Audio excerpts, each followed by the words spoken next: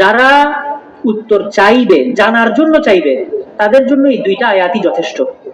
আর যারা জানার জন্য না, না মানার জন্য আপনার কাছ থেকে জানতে চাইবে, তাদের কাছে আপনি পুরো কোরআনটা তুলে দিলেও তারা বলবে যে এখানের মধ্যে, কোরআনের মধ্যে আমি এটা দেখি নাই।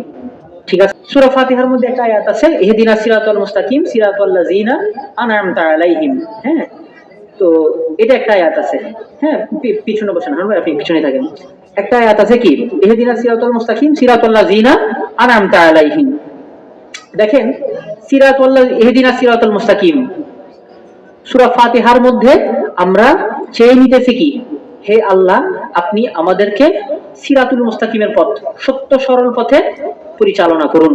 সিরাতুল লাযিনা আনআমতা আলাইহিম গায়রিল মাগদুবি আলাইহিম ওয়ালাদ দাল্লিন, আমাদেরকে সেই পথে পরিচালনা করুন যেই পথে আপনার পথ প্রাপ্তরা।